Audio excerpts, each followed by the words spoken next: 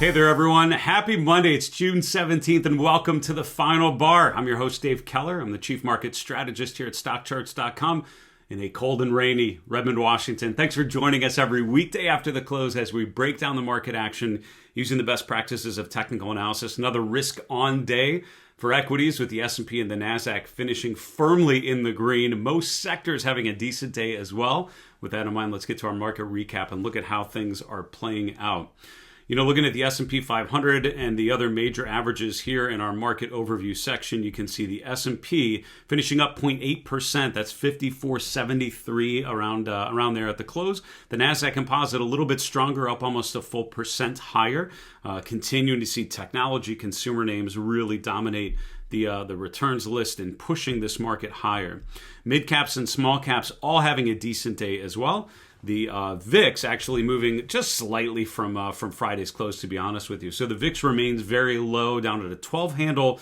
Major averages continue higher. Groups like semiconductors continue to dominate. No real change today, I would say, from the themes we've been covering here in recent days and weeks. I feel like these trends that have been in place continue to push to the upside as we get closer and closer to the end of Q2.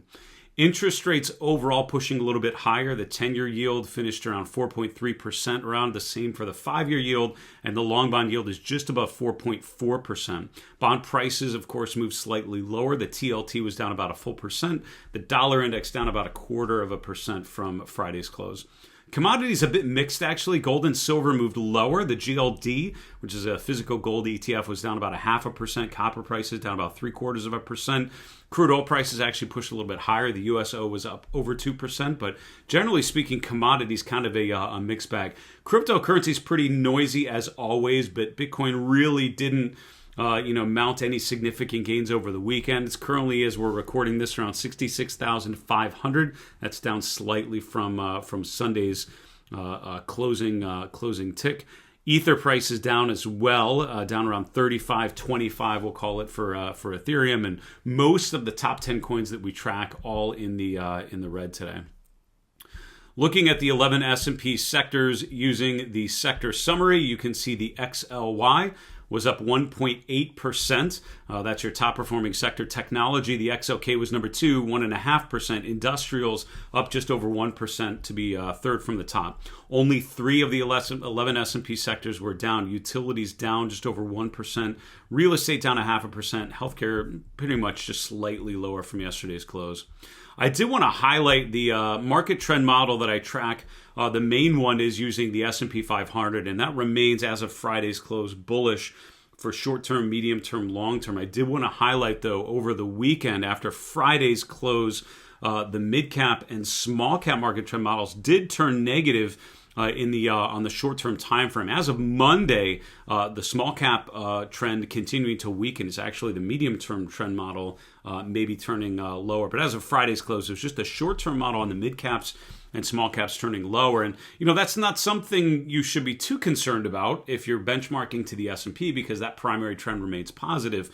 But major market tops that I've experienced in my career usually means small caps and mid caps start to rotate lower first.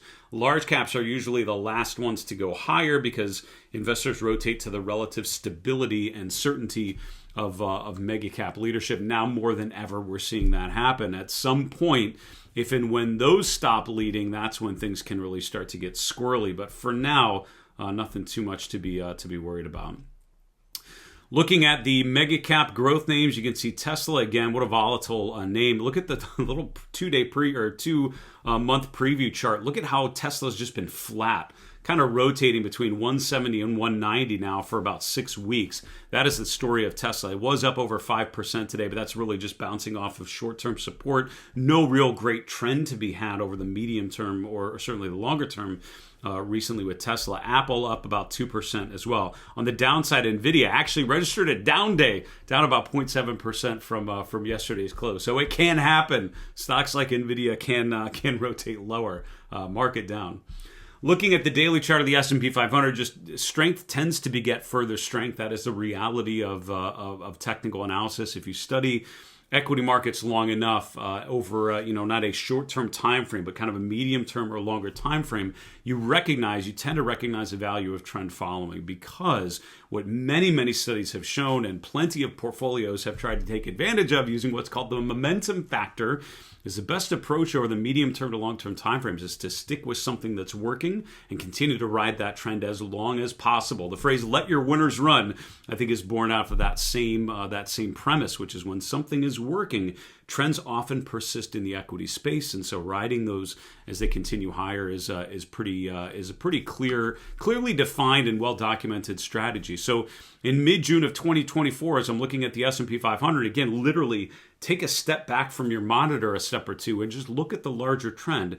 We're clearly in a primary uptrend of higher highs and higher lows. That's what our market trend model, being bullish on all time frames, kind of represents, is this strength that we've observed with the S&P. Today marked a new all-time closing high. We just barely missed getting above 5,500 on an intraday basis for the first time. We did close above 5,450 for the first time today, and the S&P continuing to push to the long side. We are currently overbought on the S&P 500, and that on its own is not necessarily a bad thing. It is more of a descriptive thing, explaining the strength and momentum that we've seen. What you want to be concerned about is two things. Number one, if the momentum starts to weaken severely.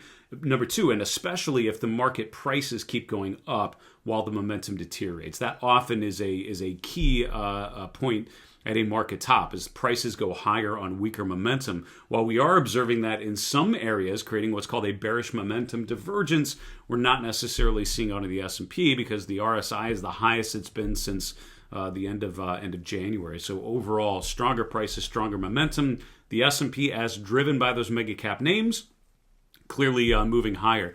Now that we've sort of had this gap up, I'm immediately sort of glancing back. I'm going to draw some little real-time trendline analysis here, or support and resistance analysis. I'm drawn certainly to the gap that we just experienced, and I actually might draw it. One of the tricks I like to do is draw it as a little range here. So I'm going to do this, kind of highlight that range going forward. So I'm basically just highlighting this price gap from the the lower end of the gap here around 5,370, the higher end of the gap around 5,400.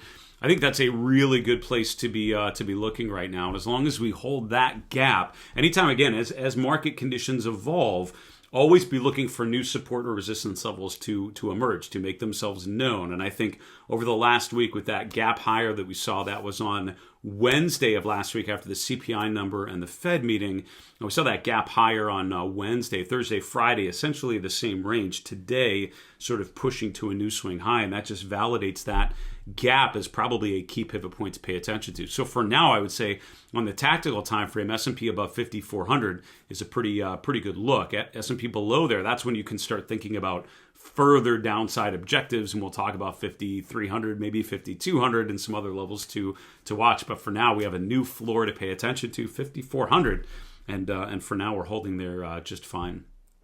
A couple other charts here to continue off, and then we'll look at some individual stocks, and we'll be all done for the final bar for a Monday afternoon here.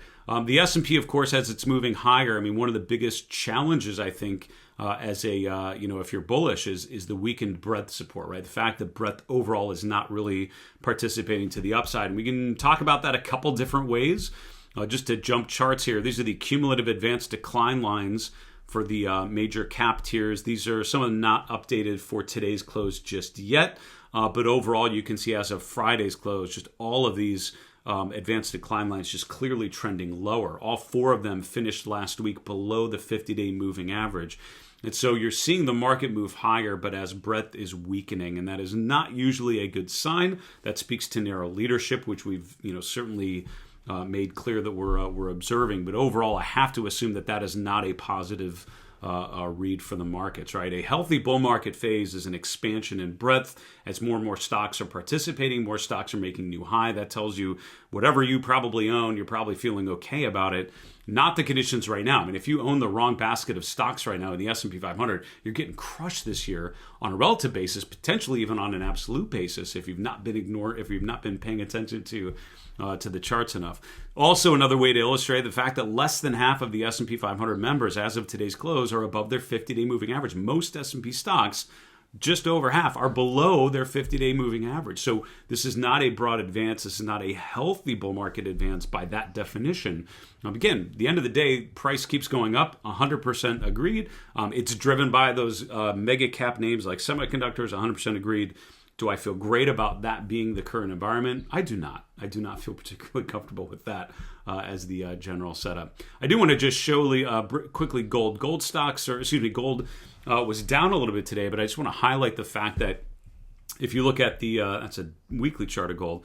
Look at a daily chart of gold. You can see we've settled in on spot gold. This is actually using the gold future, which on our platform is $GOLD. You can see we've settled in a range from 2,300 on the lower end, 2,450 on the upper end. So while gold is no longer driving to the upside like we saw in March and April, it's really not breaking down, and I think that's an important differentiation to make, right? We have clear support around 2,300. It would be better if gold was back above the 50-day moving average. I think that would confirm more of an upside momentum in the short term. For now, though, it's range bound. And so what I've learned from people like John Bollinger is when you have a consolidation phase like we do now, you look to see which way this breaks, right? For now, we know that gold is in a consolidation phase. Sideways trend, highs and lows are pretty even. We're in a rectangle on the chart.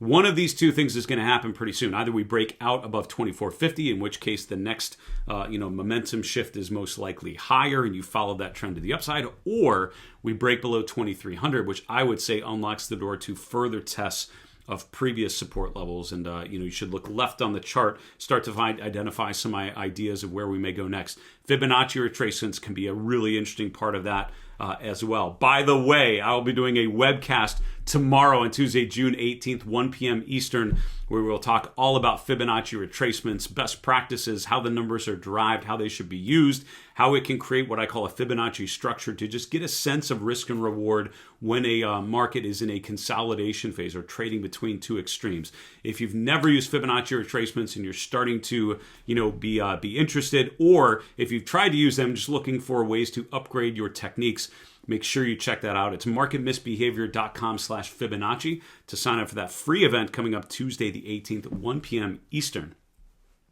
Let's finish off talking about some of the individual stocks and themes top of mind as I'm going through the evidence here. First, solar is a stock that I'll highlight. Now, the 2-year daily chart, which is kind of my go-to. This is my default chart that I usually bring up as we're talking about a stock for the first time. And I want to encourage you to bring in a good amount of data. Even if you're trading, shorter time frames, I'm usually looking about a month or two out. Looking at 2 years really helps you understand how the stock has evolved over a decent period of time. And I would encourage you to start there and then maybe add additional time frames as you want to understand a little better. But I immediately am noting the down days that we saw on Thursday, Friday, and again today. And if you know your candle patterns, what candle pattern are we seeing here? This is a 3-candle pattern.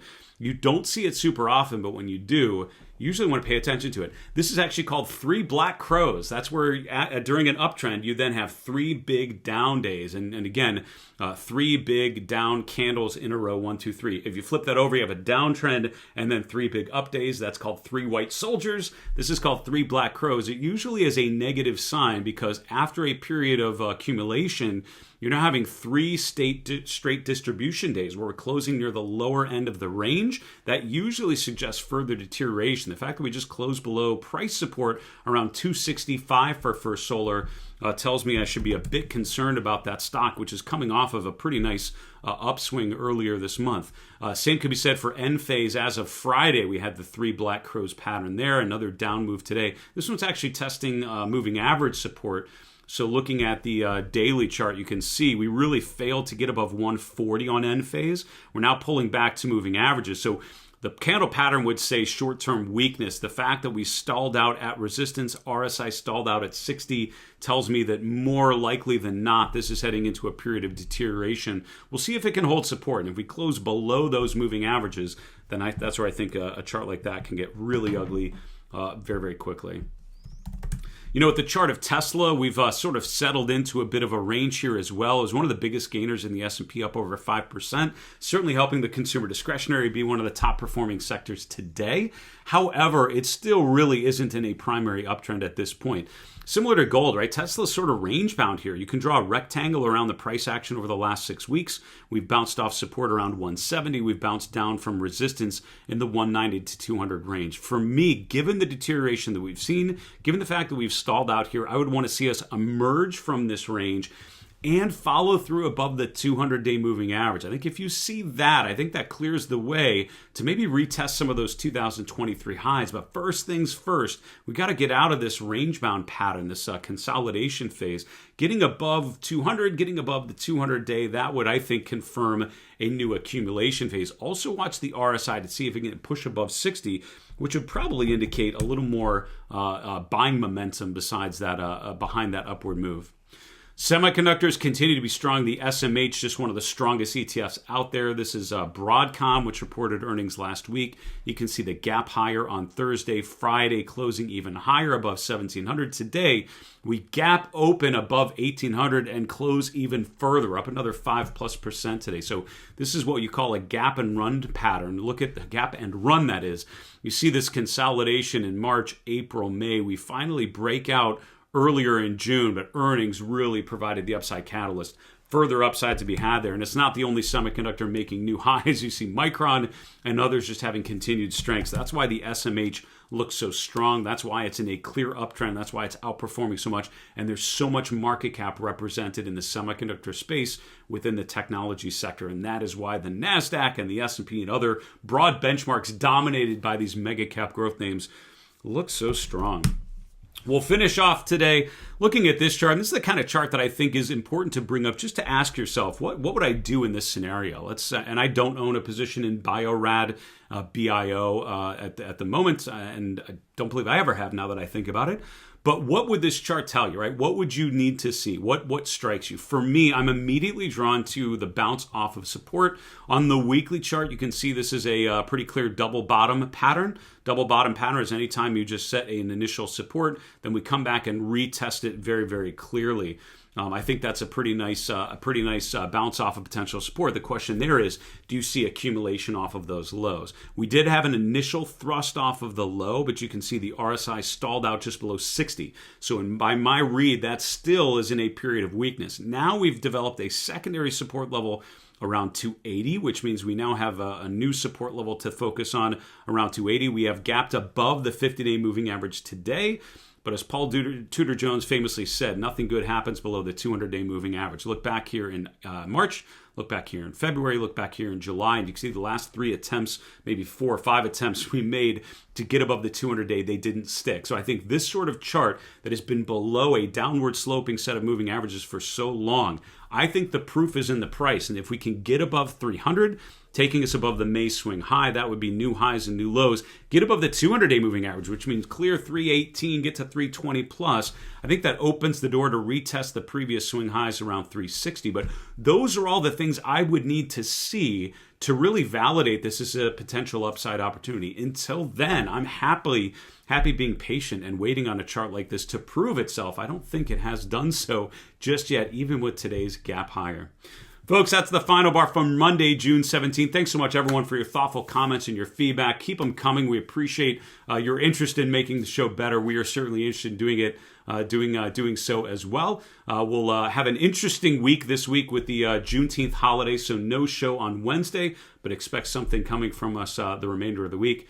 For now, I'm Dave Keller at stockcharts.com. Be well, stay safe, have a good night.